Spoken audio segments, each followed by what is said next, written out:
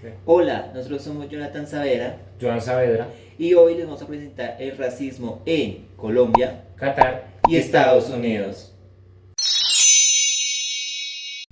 Y bueno, para empezar este video te quiero decir yo, Steven, que qué piensas cuando te hablo yo de racismo desde el color de piel de una persona, o sea, ¿qué piensas? Ok, bueno, pues yo desde mi punto de vista pienso que el color de piel no define quién soy y quién eres en la actualidad, ya que no necesitas tener muchos estudios o tener más para que mi color de piel no defina qué persona soy yo en la actualidad. ¿Y por qué preguntas eso? Bueno, porque hoy vamos a hablar de un tema que es muy interesante, que es el racismo desde el color de piel desde una persona. Y ya digamos como que, digamos, a lo largo de la historia nos hemos, digamos, empeñado en situar determinados grupos humanos y por encima de otros en odiar, digamos, al diferente, en etiquetar lo que nos da miedo, desconocemos. Y hoy, digamos, la discriminación racial sigue impidiendo el desarrollo de millones de personas en el mundo. Bueno, entonces la discriminación racial se produce cuando alguien siente odio hacia la otra persona o un grupo determinado de personas, ¿sí? Entonces, el hecho de tener cualidades o características distintas como el idioma, el color de piel, las costumbres y el lugar de procedencia. Sí, exacto, o sea, nos situaremos, digamos, en el racismo en tres países donde, digamos, se ha visto mayor índice de discriminación social, que son Colombia, Qatar y Estados Unidos. Entonces, en esos tres países, muchas de las causas que se esconden tras la discriminación racial, algunas las más comunes son el miedo, el desconocimiento, los prejuicios, la falta de información, las circunstancias socioeconómicas. ¿Por qué dices eso? Porque en muchas de las investigaciones coinciden que la principal causa del racismo es el miedo, y en 1968 se llevó a cabo un estudio por el psicólogo Robert Sanhoff que probó que hay un estrecho vínculo entre la familiaridad y nuestra forma de juzgar. Cuanto más conocemos a algo o a alguien, más nos gusta y viceversa.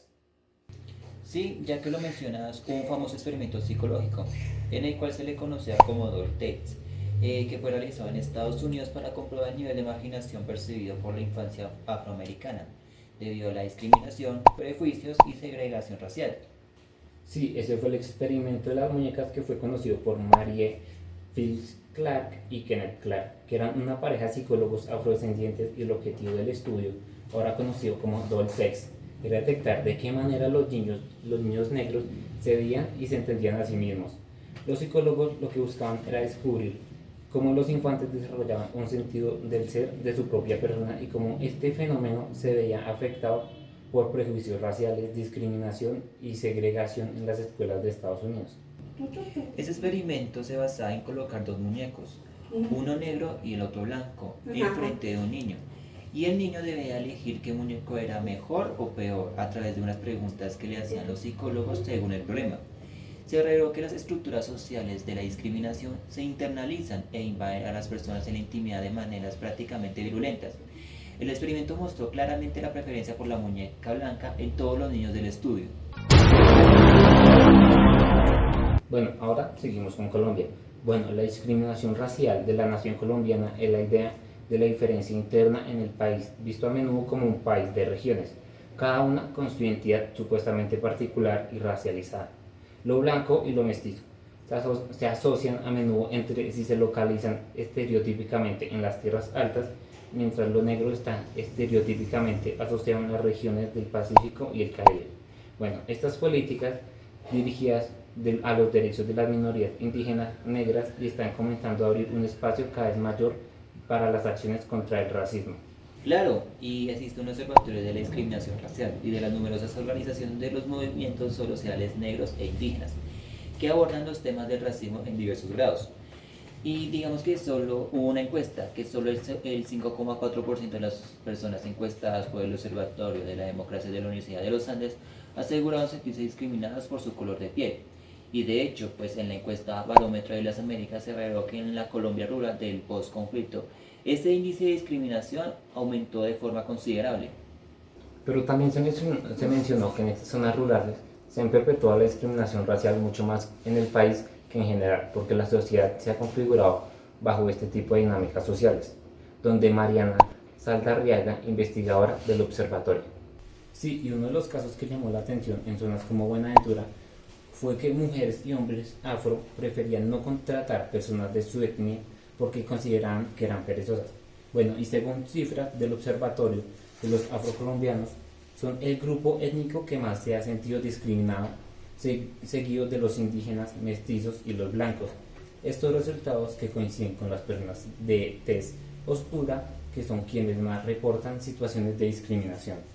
Sí, y curiosamente las zonas donde más personas se sintieron discriminadas son regiones del país con mayor número de población étnica. Pacífico, Amazonía, Orinoquía y el Caribe ocupan los primeros lugares. Y de acuerdo con la investigadora uniandina, esto no solo ocurre porque sean los municipios donde más habitan esas comunidades, sino porque aún se perpetúan imaginarios que los estigmatizan. Sí, y a pesar de que tantas décadas de segregación y vulneración de los derechos, la relación entre la discriminación y las poblaciones étnicas y el conflicto armado se trabajan desde hace poco en Colombia. Bueno, y sin embargo, actualmente se puede destacar que este problema ha sido reconocido por algunos decretos de ley de víctimas para pueblos étnicos, particularmente el decreto 4635 del 2011, en el que se reconoce la necesidad de proteger la diversidad, la étnica y la cultura y el derecho a la igualdad de todas las culturas que conforman la nacionalidad colombiana.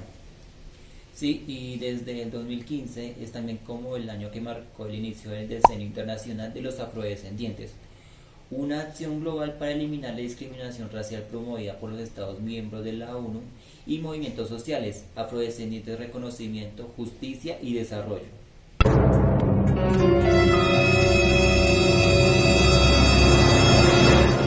Bueno, y ahora vamos con el segundo país, que es Estados Unidos. Bueno, ahora vamos a hablar de Estados Unidos, que es un país que ha tenido mucha vinculación con el racismo. Bueno, para comenzar, Estados Unidos es una nación joven que los episodios del racismo comenzaron en la época en la que los españoles llegaron a Florida hace 500 años, pero más claramente hace 400 años la fundación del primer asentamiento de esclavización por parte de los anglosajones en Jamestown, en Virginia. Exacto, a medida que se iba construyendo la nación norteamericana, los terratenientes anglosajones estaban a favor de la esclavización. Les resultaba muy rentable comprar prisioneros africanos para esclavizarlos y someterlos a trabajos pesados. Y dicho panorama de sometimiento se acercó en 1861 e inició la Guerra de la Secesión. Durante la presidencia de Abraham Lincoln, los estados del norte atacaron a los del sur para impedir la expansión de la esclavitud. Y tras 4 años de guerra civil, el norte le ganó al sur. La victoria trajo consigo la abolición de la esclavitud plasmada en la 13ª enmienda de 1865 y la liberación de más de 4 millones de esclavizados. Y claro que esto tuvo un sentimiento de rencor que se mantuvo presente en los blancos de los estados sureños de Estados Unidos. De esta manera, lo que antes era esclavitud mutó a segregación, es decir, la separación de los espacios, las leyes y los servicios para los blancos y los negros. Los negros estuvieron siempre relegados. Hasta el siglo XX, dicha segregación era aceptada socialmente, pero la indignación en la población afroamericana fue concentrándose con tan buena suerte que encontró un líder, Martin Luther King. Sí, pero el sueño de Martin Luther King de vivir en un país donde sus hijos tuvieran las mismas oportunidades que los blancos se convirtió en una pesadilla, pues en 1968 fue asesinado con apenas 39 años por ser un líder del movimiento de los derechos civiles afroamericanos. Su corteza no fue impedimento para trascender en la historia como el hombre valiente, que puso su voz al servicio de la minoría racial. La lucha de Martin Luther King contó con el apoyo del presidente John F. Kennedy y asesinado en 1963 y Lyndon B. Johnson, quien en 1964 firmó la Ley de los Derechos Civiles y así se puso por fin a la separación de los negros y blancos en buses, colegios, hospitales, bares y en toda suerte de espacios públicos. Bueno, donde actualmente una encuesta señaló que el 64% de los estadounidenses cree que el racismo contra los negros está muy extendido en Estados Unidos. Según destacó la actualización Gallup del 2021 sobre los derechos y las relaciones de las minorías, la satisfacción de los estadounidenses con el trato de los negros permaneció cerca de su mínimo histórico del 36% que señaló el estudio. Y el 84% de los afroamericanos señaló que el racismo contra los negros está muy extendido, mientras que el 72% de los hispanos estuvo de acuerdo con dicha afirmación y el 59% de los blancos la respaldó. Y sobre la cuestión si los derechos civiles han mejorado a lo largo de su vida, los resultados de Gallup fueron mixtos. El 69% de los estadounidenses sintió que los derechos civiles habían mejorado durante sus vidas, un aumento del 10% desde 2020, pero aún así estaba muy por debajo del 89% que sintió que los derechos civiles habían mejorado en 2011 y durante el primer mandato de Barack Obama. El 70% de los estadounidenses blancos sostuvo que los derechos civiles han mejorado en el último año, en comparación al 65% del año anterior. Esta cifra fue menor entre los afroamericanos, solo con el 57% que estuvo de acuerdo con dicha afirmación. Solo sobre la cuestión de la policía y la raza, el 55% de los encuestados señaló que los negros son tratados como menos justicia que los blancos en su comunidad, en donde el estudio puede reflejar las circunstancias actuales. Los asesinatos policiales del alto perfil de las personas negras desarmadas, incluidos George Floyd en Minneapolis, Breonna Taylor en Louisville, Kentucky, han horrorizado a muchos en todo el país. Estos hechos los han convencido que el racismo está muy extendido. Pero estos asesinatos también han llevado a un ajuste de cuenta nacional sobre la raza que ha estimulado cambios sociales y de aplicación de ley, aunque no tan rápido ni a fondo para muchos. Los líderes de derechos civiles se maravillaron de cómo, después del asesinato de George Floyd, la mayoría de las personas se manifestaban en las principales ciudades que eran blancas, un cambio significativo con respecto a las manifestaciones de los años anteriores. Y en general es mucho más probable que los estadounidenses digan que están insatisfechos un 61% y que están satisfechos un 38% con la forma en que se trata a los negros en la sociedad.